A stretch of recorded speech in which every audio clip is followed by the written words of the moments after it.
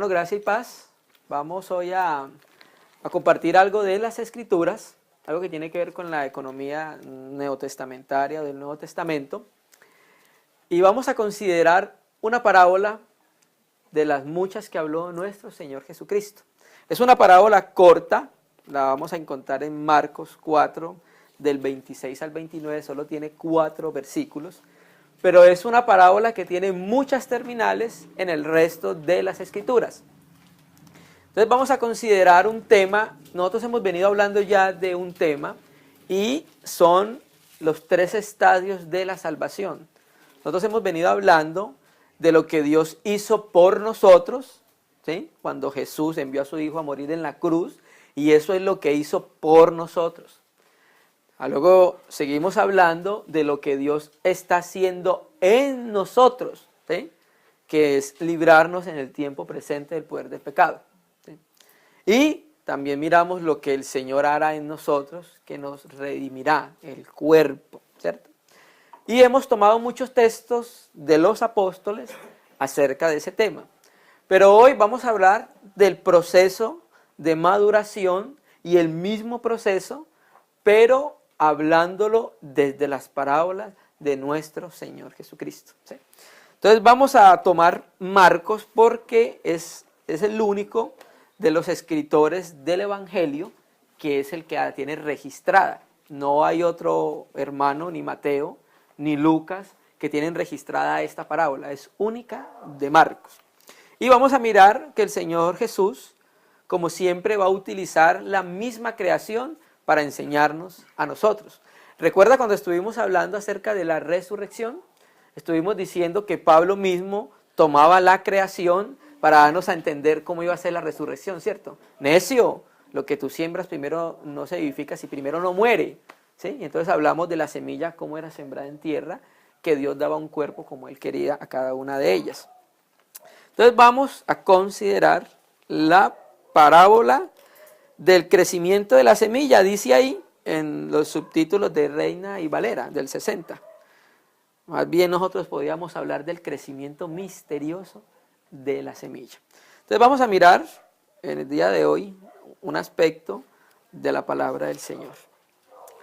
Cuando tú miras Marcos 4, está involucrada la parábola del sembrador, del capítulo 4, verso 2 en adelante hasta el 20, y el 21 hasta el 25 hay un subtítulo, nada oculto que no haya de ser manifestado, ¿cierto? Que todo sale a la luz. Hasta que llegamos al versículo 26, donde es la parábola propia del crecimiento de la semilla. Vamos a leer primero un texto en Marcos 4, versículo 2. Y les enseñaba por parábolas muchas cosas y les decía en su doctrina. Entonces ahí empieza la parábola la parábola del sembrador. Si tú das vuelta a la hoja y pasas al versículo 33, con muchas parábolas como esta les hablaba la palabra, conforme a lo que podían oír. Y sin parábolas no les hablaba, aunque sus discípulos en particular les declaraba todo. Entonces el Señor hablaba en parábolas según la capacidad que tenían ellos para entender, pero aparte a los discípulos les declaraba y les aclaraba el reino de los cielos. La palabra griega parábola es la palabra griega parábole y significa poner una cosa al lado para comparar. Eso es lo que significa más o menos la parábola. En Hebreos 11, no lo vamos a leer, pero lo vamos a citar, habla de un aspecto acerca de Abraham cuando Dios le pide que entregue a Isaac en sacrificio. Y la escritura dice en Hebreos 11 que figuradamente Abraham volvió a recibir a Isaac. ¿Recuerdan el texto? Ahí la palabra griega es parábole o parábola, ¿sí? Porque está colocando una comparación de la resurrección de los muertos utilizando ¿a quién? A Isaac, ¿cierto? Entonces la parábola es colocar una cosa al lado para poderla comparar. Volvamos entonces a Marcos 4 y vamos a empezar a leer la parábola del crecimiento misterioso de la semilla. Entonces vamos a mirar en esta parábola el propósito que Dios tiene en su corazón, que ya lo reveló en Génesis, pero a medida que nosotros vamos avanzando en la revelación progresiva de la Biblia, vamos entendiendo bien, un poco más palpable el propósito de Dios para con nosotros e incluso los estadios de la salvación. Cómo Dios empieza a trabajar en cada uno de nosotros. Entonces empieza el versículo 26. Esta parábola que vamos a leer, de alguna manera es la continuación de la parábola del sembrador, porque el sembrador, la parábola del sembrador tiene dos aspectos, un aspecto negativo y un aspecto positivo, ¿sí? ¿Cuál es el aspecto negativo? Que el sembrador salió a sembrar y la buena semilla cayó ¿en qué? En diferentes tipos de tierra, en pedregales, en el camino, y pasó algo, no dio fruto, el fruto que quería el sembrador. Ese es el aspecto negativo, que no lo vamos a mirar hoy. Pero el aspecto positivo de la parábola del sembrador es que cayó en buena tierra, ¿y qué pasó? Y dio fruto a 100 por 1, ¿sí? A 30, 70, a 100 por 1. Entonces, esta parábola es la continuación positiva de la parábola del sembrador. Ya con tiempo en casa los hermanos pueden leer la parábola del sembrador. Entonces dice el verso 26. Y decía además, así es el reino de Dios, como cuando un hombre echa semilla en la tierra. ¿Listo? Primer verso. La palabra griega para semilla es la palabra griega esporos, que significa sembrar la semilla. Así traduce en español la palabra esporo. Aquí solamente traduce semilla. Vamos a mirar dos aspectos que nos muestran que es que un hombre echa la semilla en tierra. Vamos a ir a Primera de los Corintios y siempre van a marcar Marcos 4 porque vamos a volver nuevamente y va a ser siempre nuestro texto base. Primera de Corintios 3, versículo 9. Nosotros hemos dicho que Dios mismo se revela también como un agricultor, ¿sí? ¿Dónde lo vemos nosotros? Desde Génesis, cuando dice, y plantó Yahvé un huerto, ¿cierto que sí? Y más adelante vemos esa revelación progresiva de Dios trabajando con Israel, y llegamos a Isaías 5 y dice que mi amado tenía una viña, ¿sí? Entonces vemos siempre el labrador trabajando en la labranza, ¿sí? Y si llegamos a Juan 15, yo soy, mi padre es el labrador, ¿sí? ¿Recuerdan? Juan 15, versículo 1, ¿sí? Amén. Entonces vamos a leer 1 Corintios 3, 9. Y ese mismo lenguaje lo utiliza Pablo.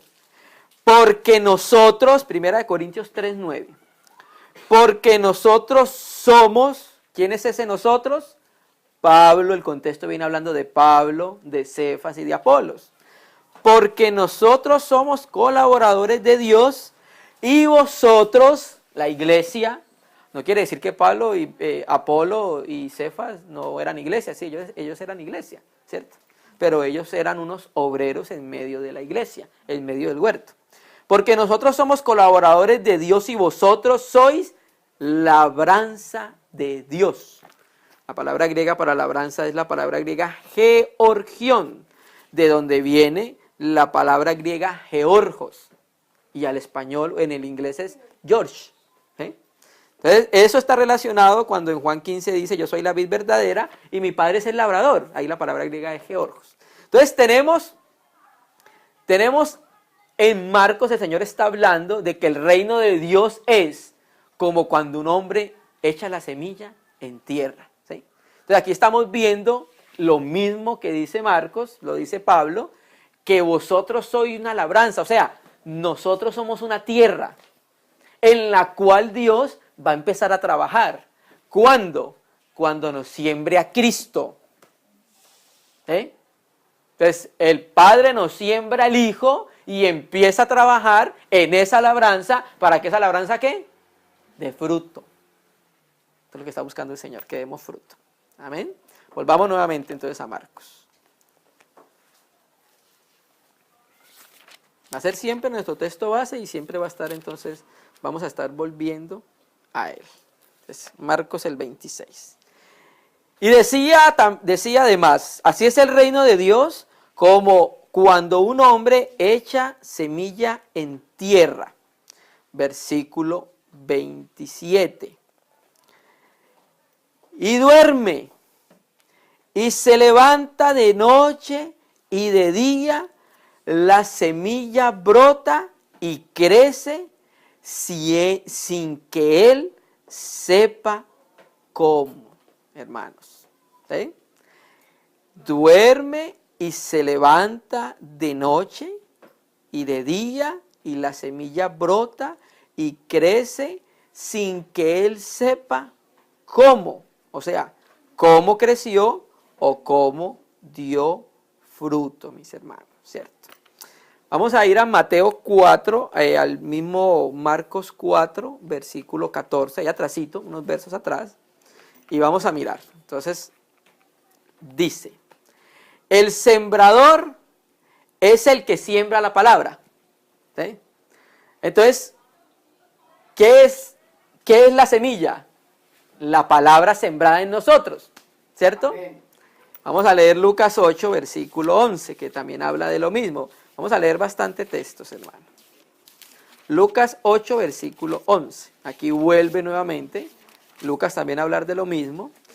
Llegamos al versículo 11 y dice también, aquí va a empezar a explicar la parábola del sembrador. Esta es pues la parábola, 2 puntos. La semilla es la palabra de Dios. ¿Sí? Entonces lo que se ha sembrado en nosotros, ¿qué ha sido? La palabra del Señor. Eso es lo que se ha sembrado en nosotros. ¿Sí? Entonces por eso Pablo dice, nosotros somos colaboradores en el huerto de Dios. Y por eso Pablo más adelante dice, yo planté. O sea, mire que ese lenguaje es muy normal en las Escrituras. El lenguaje de arar la tierra y trabajarla, esperar fruto, o el lenguaje de la edificación de una casa, son lenguajes normales en la palabra de Dios. ¿Sí? Entonces dice, esta es pues la parábola, la semilla es la palabra de Dios, hablando de la parábola del sembrador. Ahora, vamos a mirar otro aspecto más de la palabra, Juan 6, versículo 63. La palabra no son solo conceptos, lo que el Señor ha sembrado en nosotros, ¿sí? El Señor está utilizando la tierra como una tipología para mostrarnos a nosotros qué es lo que está haciendo. Y lo que el Señor ha sembrado en nosotros no es un concepto, porque cuando tú siembras en la tierra una semilla, no siembras un concepto. ¿Qué siembras? Vida. Juan 6, 63. El Espíritu es el que da vida, y la carne para nada aprovecha. Las palabras que yo os he hablado son ¿qué? Espíritu y vida. Ahí espíritu debe ser con mayúscula, porque es el Espíritu de Dios. Las palabras que yo he hablado son espíritu y vida. Ah, entonces el Señor ha sembrado ¿qué en nosotros? Espíritu y vida. ¿Sí me entiendes? Entonces es la vida que se siembra en nosotros cuando creemos en nuestro Señor Jesucristo. ¿Sí? Pero la vida en nosotros, no la vida de Dios, la vida en nosotros todavía no es madura. La vida de Dios debe madurar en nosotros. ¿Sí? No porque Dios no sea maduro, Dios es completamente completo y completamente maduro. Dios no se le puede añadir nada, Él nunca está aprendiendo nada. ¿Sí? Él es todo suficiente, todopoderoso, ¿cierto? Pero en nosotros sí tiene que madurar. Por ejemplo, el amor de Dios es completo, ¿cierto? Dios es espíritu y Dios es amor. Pero cuando Dios da su amor en nuestros corazones por el Espíritu que nos fue dado, el amor de Dios en nosotros se tiene que perfeccionar. Eso también lo dice Juan. ¿Sí? El amor de Dios es perfecto, pero en experiencia el amor de Dios debe ser perfeccionado. ¿Sí? Entonces las palabras de Dios son espíritu y vida y han sido sembradas en nosotros. ¿Sí? Entonces esa vida debe proseguir e ir adelante. Por eso cantábamos la alabanza hoy, voy a ir al frente, o sea, vamos adelante. Nosotros vamos adelante, ¿cierto? No somos de los que retroceden para perdición del alma. El Espíritu es el que da vida, la carne para nada aprovecha. Las palabras que yo hablo son espíritu y son vida. Vamos a ir a Mateo 13. Versículo 24. También está hablando de lo mismo la parábola.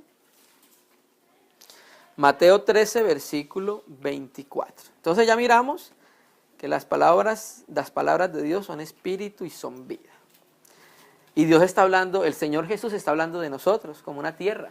Esa es la manera de Él referirse a nosotros. Y esa es la manera de referir el trabajo que está haciendo en nosotros. El trabajo que está haciendo en nosotros. Mateo 13, versículo 24. Le refirió otra parábola diciendo, el reino de los cielos es semejante a un hombre que sembró la buena semilla en su campo. Pero mientras dormían los hombres, vino un enemigo y sembró cizaña entre el trigo y se fue. Entonces, si sumas con Marcos otra vez 4, la segunda parte, otra vez este mismo lenguaje, Marcos 4, 27, el mismo lenguaje, va a leer el 26. Y decía además, así es el reino de Dios, como cuando un hombre echa una semilla en tierra, 27, duerme y se levanta, de noche y de día, y la semilla brota y crece sin que él sepa cómo crece. ¿Sí? ¿Qué significa esto? Que el Señor sembró la semilla, espíritu y vida en nosotros, y sin que nosotros sepamos cómo, la semilla va a crecer. Va a empezar ese proceso de germinación y va a empezar a crecer. Ese lenguaje lo vuelve a utilizar Pablo. Vamos a 1 Corintios 3 y nuevamente hablando acerca de Pablo, del trabajo que tenía con los corintios. Leamos el 6. 1 Corintios 3, versículo 6.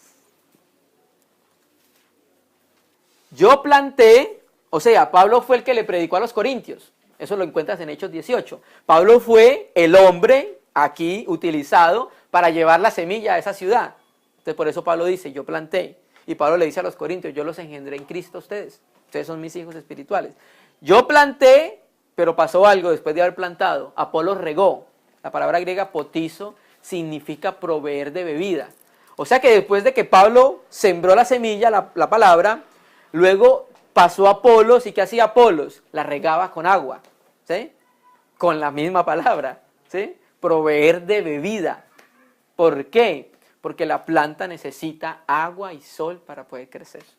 ¿Sí? Y recuerda cuando estuvimos viendo la obra del Señor Jesucristo en los 7 días de la creación, estuvimos mirando cómo a partir del 4.º día se necesitaba el sol para que la vida vegetal empezara a germinar, ¿cierto? Entonces, yo planté, Apolos regó, pero pasó algo. ¿Qué pasó?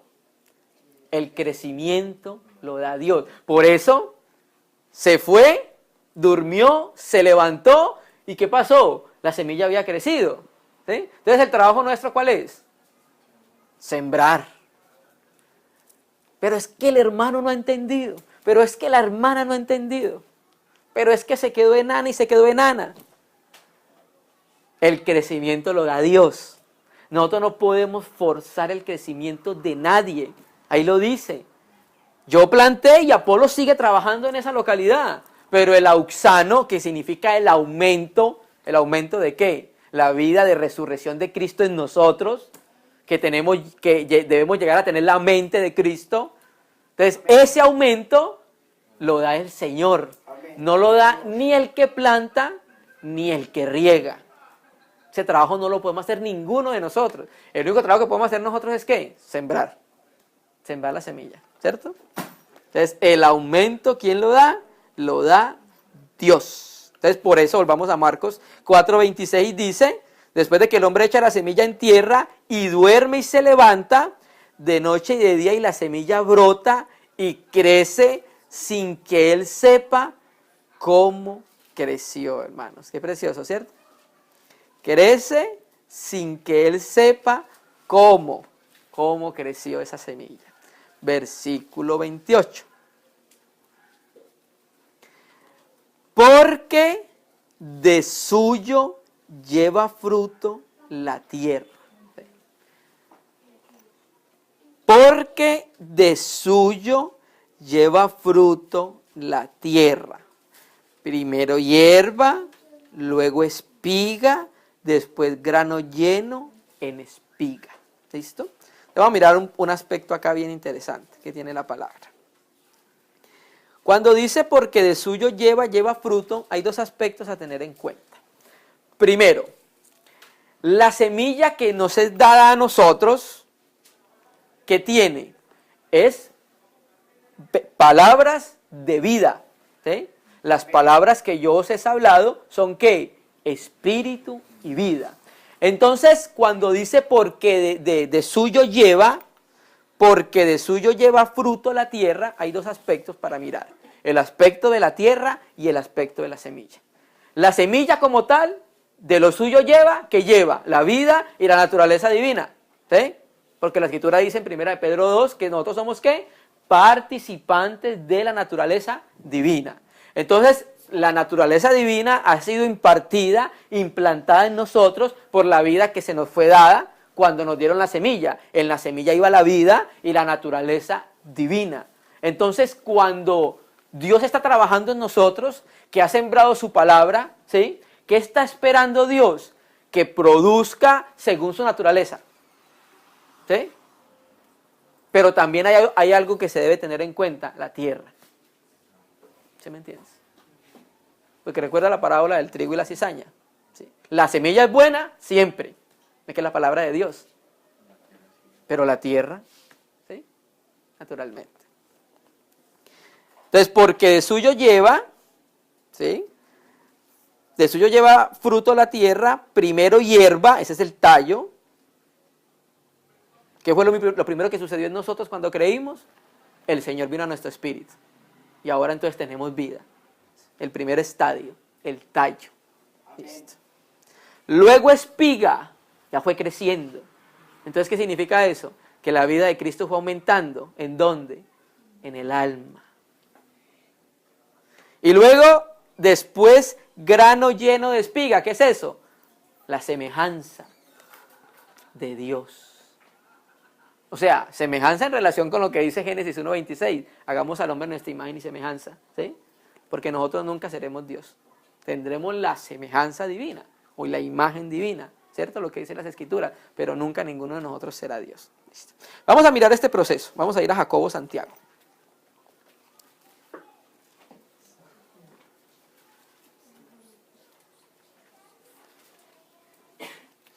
Jacobo Santiago 1, versículo 18. Vamos a mirar. Esto ya lo hemos tocado, pero tiene que ver con este mismo aspecto.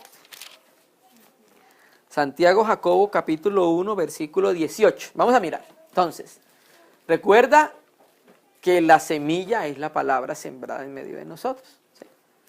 Jacobo 1, 18. Él, ¿quién es él? Padre. ¿Sí? Decimos Jacobo porque en realidad no es Santiago. Santiago es una corrupción de Jacobo. En realidad es Jacobo, porque los romanos tenían la costumbre de colocarle San por delante a todos los apóstoles, por decirlo así. Entonces queda San Jacob y pasó a ser Santiago, de Jacob. Jacobo 1:18. Él es el Padre, de su voluntad nos hizo nacer. ¿Por qué dice el texto? Por la palabra de verdad. ¿Sí ves? Este es el tallo. Nos hizo nacer, ¿por qué? Por la palabra de verdad. ¿Y qué fue lo que sembró en nosotros la buena semilla? Pues la palabra. Ahí el Señor nos hizo nacer a nosotros. Y ese es el primer estadio de cada creyente, un nuevo nacimiento, ¿cierto? Pero el Señor no nos creó para salvarnos. El Señor nos creó para que fuéramos semejantes a Él, ¿sí? Entonces el primer problema, que es la salvación, fue solucionado cuando Cristo muere en la cruz, ¿sí? Entonces por eso vamos más allá y el Señor va más allá y nos lo revela en las Escrituras. Él de su voluntad nos hizo nacer por la palabra de verdad, ¿sí? Nosotros no nacemos ni de agua, nacemos es por la predicación del Evangelio, por la palabra que fue sembrada en nosotros, ¿cierto? Y si saltamos al versículo 21, ahí mismo, Jacobo Santiago, el mismo versículo, el 21, vamos a ver el aspecto de la semilla. Entonces, en el 1:21 dice, por lo cual desechando toda inmundicia, recuerde que ya nos hizo nacer por la palabra de verdad, Por lo cual, desechando toda inmundicia, abundancia de malicia, recibid con mansedumbre la palabra ¿qué? Implantada. En el griego da a entender que es sembrada. El mismo lenguaje. Recibid con mansedumbre la palabra implantada, la cual puede hacer ¿qué? Salvar vuestras almas. ¿Se ve? Entonces ya pasó de tallo a ¿qué? A espiga. ¿Sí? Que estamos viendo la salvación en el tiempo presente. Amén, hermano. Entonces, la semilla, como dijimos ahorita, tiene una naturaleza. ¿Cuál es la naturaleza de la semilla? Divina. Porque el Señor dijo, mis palabras son espíritu y son vida. ¿Cierto? Entonces la palabra que Dios nos da es una semilla divina, nos ha dado su espíritu y somos participantes de la naturaleza divina. Hermano, entonces de acuerdo a la naturaleza debe ser el fruto. ¿Sí? Si somos participantes de la naturaleza divina, de la misma manera debe ser el fruto en nosotros. ¿Sí? Vamos a ir a Génesis 1, versículo 11.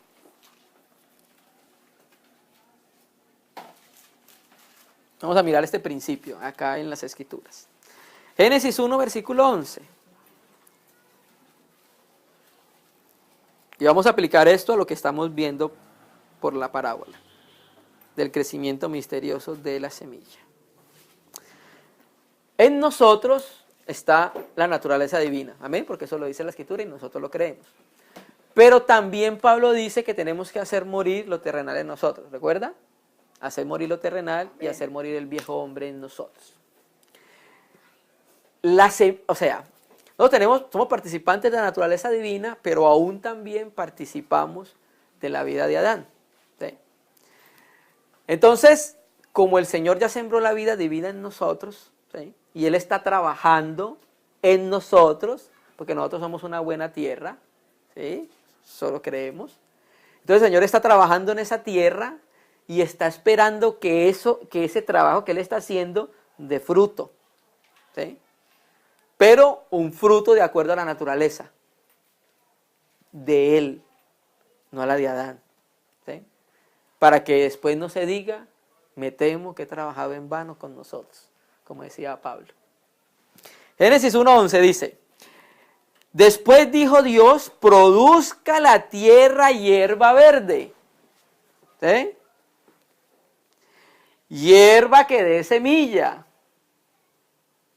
Árbol de fruto que dé fruto según su ¿qué? Su género.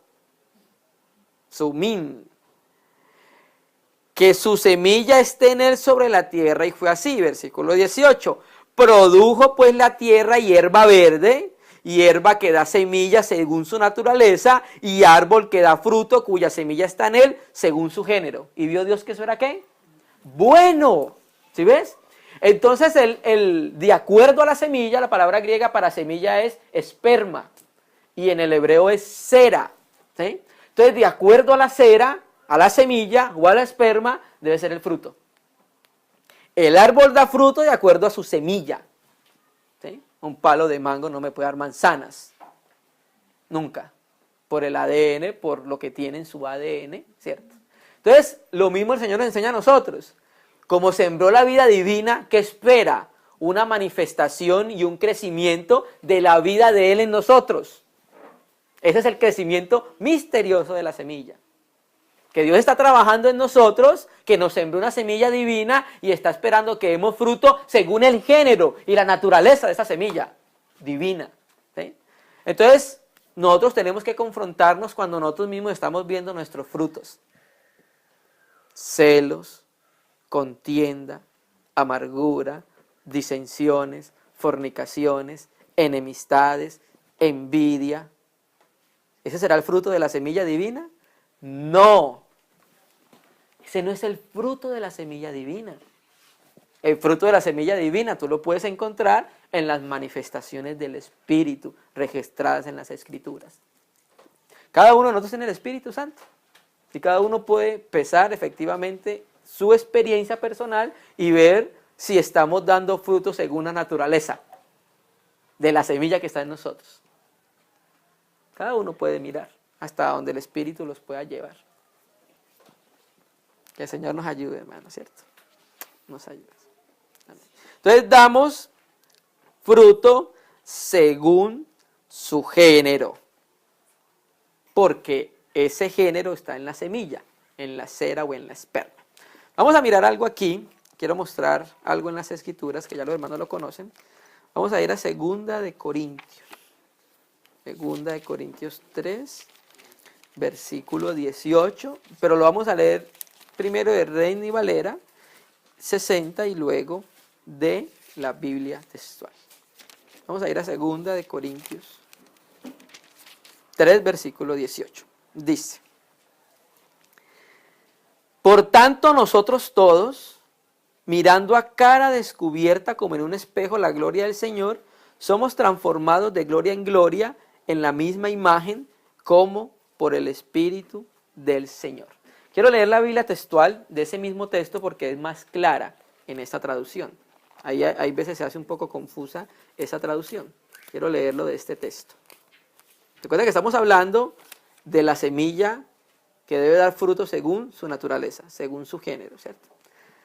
2 Corintios 3, versículo 18. Dice, en la Biblia textual: pero todos nosotros, con rostro descubierto, contemplamos como en un espejo la gloria del Señor. Vamos siendo transformados por el Espíritu de gloria en gloria en la misma imagen del Señor. Me parece que el texto está un poco más claro en esta traducción. Entonces, nosotros nos vamos pareciendo a lo que vemos. Los que tenemos hijos somos testigos de eso. Tú haces cualquier cosa y al ratico tu hijo lo está haciendo. De la misma manera, ¿cierto? Porque él se está pareciendo a lo que está viendo, ¿cierto? Entonces, si nosotros viéramos más al Señor, nos pareceríamos más al Señor. Vean lo que dice: viendo como en un espejo la gloria del Señor, ¿qué somos? Transformados por esa gloria a la imagen del Señor. ¿Sí? ¿Entendemos eso? Entonces, entre más miremos al Señor, más nos pareceremos a Él. Hay veces pasa que uno ve muchos predicadores y cuando uno ve mucho un predicador, hay veces uno termina hablando mucho como él, ¿cierto? Cuando miramos al Señor, nos vamos a parecer a Él, porque el Señor no lo dijo. ¿Por qué? Porque tenemos la naturaleza divina, participantes de la naturaleza divina, 2 de Pedro 1, creo que es el versículo 3 y 4. Entonces, como somos participantes de esa naturaleza divina, tenemos esa semilla divina, ¿sí? No que vamos a ser dioses, no. La semilla divina, participantes de la naturaleza divina, el Espíritu divino en nosotros. Entonces, esa semilla en nosotros es la que nos va a llevar a que seamos conforme a la imagen del Señor, a medida que lo vamos mirando. ¿Sí? Y que el Señor nos libre de ser sacerdotes jorobados. Ustedes saben que los sacerdotes jorobados no podían ministrar en el templo. ¿Por qué? Porque estaban así. Y su mirada siempre estaba ¿en dónde? En el suelo, hermano. Nosotros somos sacerdotes por causa de la sangre del Señor. Y un sacerdote lleva a los hombres a Dios y trae a Dios a los hombres. ¿Sí me entiende? Y sirve y ministra al Señor en su casa. Entonces, pedirle al Señor que ya no queremos ser más jorobados, que queremos más mirarlo a Él, hermano. Poner la mira donde está el Hijo sentado a la diestra de Dios, Cristo, en los cielos, hermano. Todavía miramos mucho este mundo y entonces como miramos tanto este mundo, bueno, vamos a parecer al mundo. Caminamos como el mundo, vestimos como el mundo, vivimos como el mundo, hablamos como el mundo, actuamos como el mundo. Entonces somos a lo que estamos viendo, hermano. Señor nos socorra. Entonces, somos transformados de gloria en gloria, como por el Espíritu del Señor. La palabra griega transformada es metamorfos. Ocurre una metamorfosis en nosotros, hay un cambio en el interior. Dejamos de parecernos tanto a nosotros y empezamos a parecernos al Señor. Es que hay un cambio metabólico en el interior y es real, hermano. Cuando nosotros miramos al Señor, hay un cambio real y metabólico en nuestro interior, hermano. ¿Dónde está eso? Bueno, es el propósito de Dios. Leamos Génesis 1:26, todos lo conocemos. Vamos a leerlo acá. Génesis 1:26. Todo lo que hay en la parábola del crecimiento misterioso de la semilla. En estos dos versos, 26 y 27, está encerrado el propósito de Dios que ha ido desarrollando por toda la Escritura y con cada uno de nosotros durante las edades y tiempos. Entonces dijo Elohim, que dijo, hagamos, en plural, al hombre, singular, a nuestra, plural, imagen singular, conforme a nuestra, plural, semejanza, y señoré, singular, en los peces del mar, en las aves de los cielos, en las bestias, en toda la tierra, y en todo animal que se arrastra sobre la tierra. ¿Sí? Entonces ya hemos dicho que de la deidad, el que tiene la imagen es el Hijo. ¿Sí? El Hijo es la imagen del Dios invisible, la imagen visible del Dios invisible. Entonces aquí estamos viendo esto, hermano. O sea, Dios ha dicho que va a hacer al hombre a su imagen y semejanza. Y Dios está revelando por toda la Escritura que lo va a hacer, ¿cierto? Conforme a su imagen, conforme a su semejanza. Pues vamos a Marcos 4, versículo 28, que es el texto base.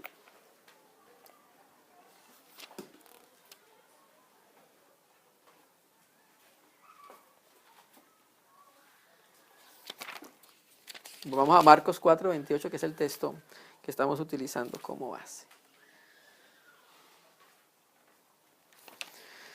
Bueno, nuevamente el versículo 28, porque de suyo lleva fruto la tierra, primero hierba, luego espiga, después grano lleno en espiga, no solamente grano lleno. ¿Sí? Entonces vamos a mirar el otro aspecto, el aspecto de la tierra. Lucas 8, versículo 15. Ese es el segundo aspecto, el aspecto de la tierra. Vamos a mirar. Y vamos a volver nuevamente a la parábola del sembrador. O sea, está muy relacionada porque es una continuación de dicha parábola. Lucas 8, versículo 15. Estamos hablando de la buena tierra. Esa es la que da fruto, según su naturaleza. Esa es la buena tierra. Los otros no dieron fruto, de acuerdo a la naturaleza. Mas la que cayó en buena tierra, la semilla, estos son los que con corazón bueno y recto retienen la palabra oída y dan fruto con perseverancia. ¿Sí ves? Los de corazón bueno. Hermano, pero ¿cómo vamos a hacer si Dios nos dice que no hay ninguno bueno? ¿Sí? Dios dice, Dios es el creador de todo, ¿cierto? Los cielos, la tierra, las galaxias, el universo, del hombre, del mar, de los animales, ¿cierto que sí? ¿Qué nosotros le podemos dar a Dios cuando Dios es el dueño de todo? Bueno, el Señor mismo lo dice en los proverbios, hijo mío, dame tu corazón. Eso es lo que el Señor nos pide. ¿Sí? ¿Cierto que sí? Entonces, esta semilla para que pueda progresar de tallo a espiga y a espiga con grano lleno, no solo con grano lleno, ¿cierto? Hay que tener un corazón bueno. O sea, hay que tener un corazón limpio. Hay que tener un corazón limpio para recibir las palabras del Señor. Marcos 7, 21. Entonces, ¿por qué Dios nos dice que le demos su corazón? Marcos 7, 21. Porque de dentro del corazón de los hombres salen los malos pensamientos, los adulterios, las fornicaciones, los homicidios, los hurtos, las avaricias, las maldades, el engaño, la laxivia, la envidia, la maledicencia, la soberbia y la insensatez. ¿Dónde está todo eso? En el corazón. Y mientras eso esté en el corazón nuestro, y no le demos lugar a Dios en nuestro corazón, pues la semilla que sembró de naturaleza divina no puede dar fruto según su género. Engañoso es el corazón. Por eso el Señor dice, hijo mío, dame tu corazón, porque es que de ahí es donde proceden esas cosas y yo quiero limpiar ese corazón, para que con corazón limpio entonces recibamos la palabra implantada que puede salvar nuestras almas, hermano. Amén. Miremos otro aspecto, hacemos a Hechos 8:22 y en relación con lo mismo. que viene hablando también del corazón. Hechos 8, versículo 22.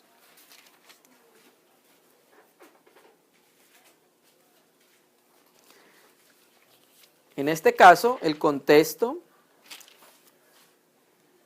es de Simón, que quería comprar el don del Espíritu Santo, ¿sí? El brujo. Y llega el versículo 22 y Pedro le dice, arrepiéntete pues de esta tu maldad y ruega a Dios y quizás te sea perdonado el pensamiento ¿de dónde? De tu cardias, cardio en el griego, de tu corazón. ¿Sí ves? Entonces, ¿de dónde sale todo?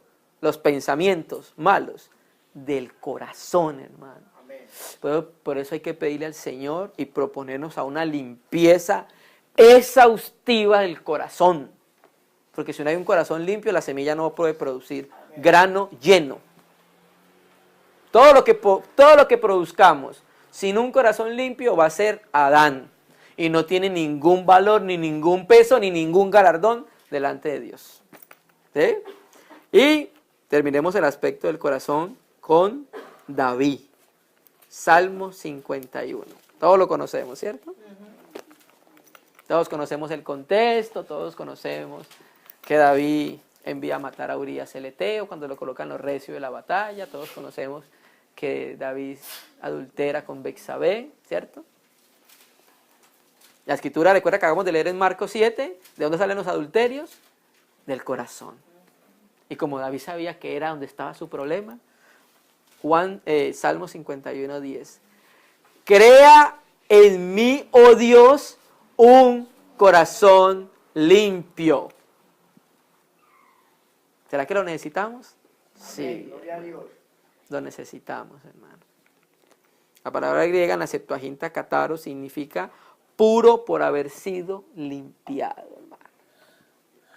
Crea en mí un corazón, oh Dios, un corazón limpio y renueva un espíritu recto dentro de mí. Entonces, ¿qué limpia el corazón? Su palabra. Volvemos siempre al Señor mismo, al Logos. Lo que nos limpia es su palabra. Vamos a ir a Juan 15. Qué bueno que es el Señor, ¿cierto? Que nos ayude el Señor a guardar su palabra en nuestro corazón, hermano. Juan 15. Vamos a leerlo desde el versículo 3. Juan 15, versículo 3. Ya vosotros estáis limpios por la palabra que os he hablado. Entonces, ¿qué limpia? Su palabra nos limpia. Su palabra fructifica en nosotros la vida de Cristo, pero también su palabra nos limpia.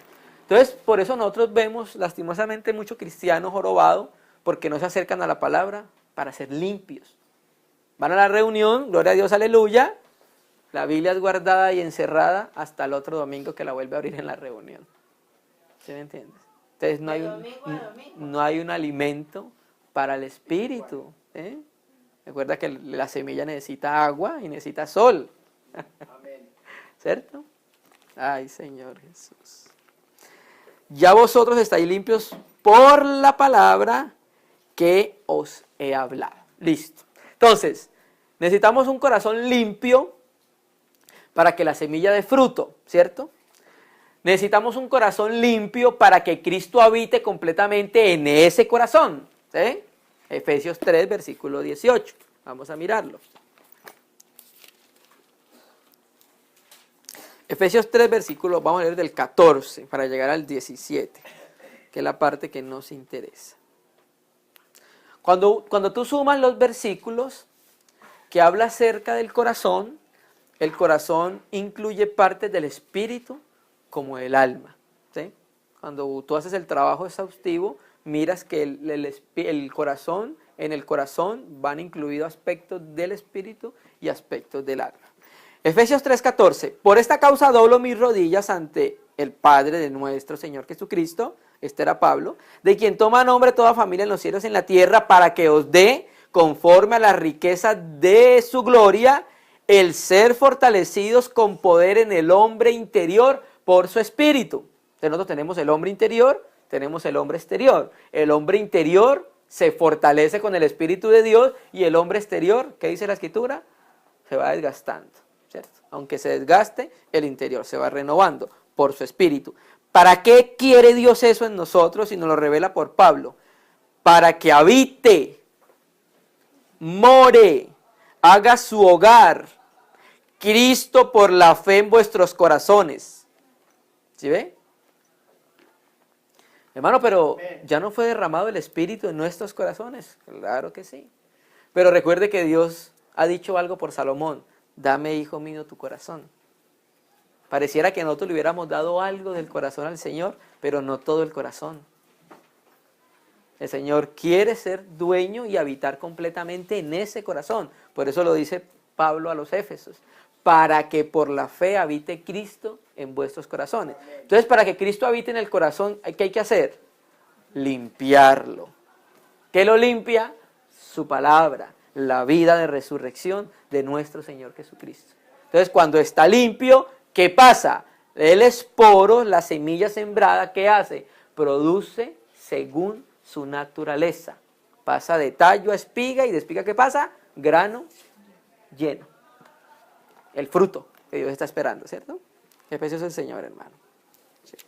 Entonces, para que Cristo habite por la fe en vuestros corazones, a fin de que arraigados y cimentados en amor, seáis plenamente capaces de comprender con todos los santos cuál es la anchura, la longitud y la profundidad y la altura, y de conocer el amor de Cristo que excede todo conocimiento. Va a quedar como tareas pues que lean Romanos 9:1 y Hebreos 10:22 para mirar que está hablando de las partes del corazón. Amén. Entonces, si vimos nosotros para conocer la anchura, la profundidad y la altura del amor de Cristo, no se puede hacer solo. ¿Se hace con quién? Con todos los santos. El llanero solitario no sirve en esto, hermano. Tiene que ser con todos los santos y en comunión con todos los santos. ¿Sí? Eso lo dice el texto que acabamos de leer. Para que unánimes todos, con un mismo sentir, podamos conocer la anchura, la altura, la profundidad. Juntamente con los santos. Esta carrera no la podemos correr solo. Amén, hermano, ¿cierto? Esto no lo podemos correr solo nosotros. Aquí nadie es suficiente por sí mismo. Aquí todos necesitamos de todos. Amén. Es como decir, si no somos un cuerpo, es como decirle a mi cuerpo que no necesito mi mano. Es como decirle a mi cuerpo que no necesito mis ojos o mis oídos. Esto es un asunto corporativo. Pues vamos a Marcos 4:28. Porque de suyo lleva fruto la tierra, primero hierba, luego espiga, después grano lleno en espiga. Lo vimos en Génesis, ¿cierto? Según su género, según su naturaleza. Verso 29.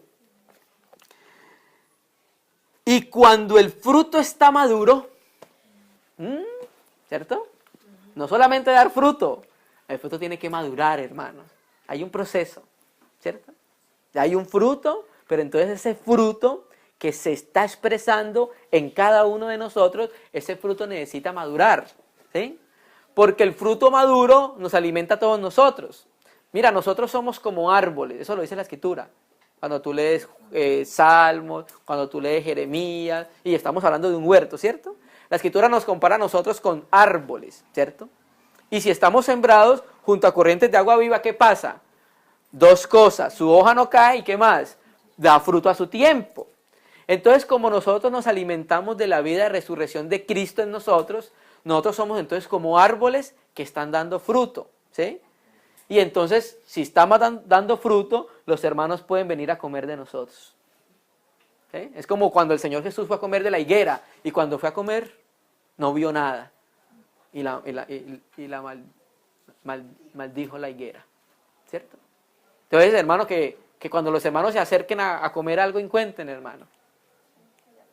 Encuentren un fruto maduro. Y cuando el fruto, o sea, ya está a punto la mies, cuando el fruto está maduro, enseguida, ¿qué pasa? Se mete la hoz porque la siega ha llegado. ¿Sí? O sea, el desarrollo del esporos de esa semilla sembrada va madurando en su desarrollo hasta que llegamos a la Nueva Jerusalén. Y tenemos un conjunto de reyes y sacerdotes que reflejan la imagen de nuestro Señor Jesucristo, hermano. Ahora, cuando vamos a mirar qué tipifica o cómo se explica la misma escritura que la siega ha llegado. Vamos a ir a Mateo 13, ahí atrás. Ya vamos terminando. Mateo 13, 38. Vamos a leer Mateo 13, 38. Recuerda que leímos que ya está lista la siega, entonces se mete la hoz. Cuando el fruto está maduro, se mete la hoz porque la siega ha llegado. Mateo 13, versículo 39. El versículo 39 nos va a explicar cuándo es la siega. Explicando el Señor Jesús la parábola de la cizaña. 39. El enemigo que la sembró es el diablo. ¿Sí? La siega es el fin del siglo. ¿Sí ven? Aquí ese fin del siglo, ¿a qué se está refiriendo? A la venida del Señor Jesucristo. ¿Cómo lo sabemos? Por el primer principio básico de interpretación bíblica. La suma de tu palabra es verdad. Vamos a ir a Apocalipsis 14. Apocalipsis 14, versículo 14.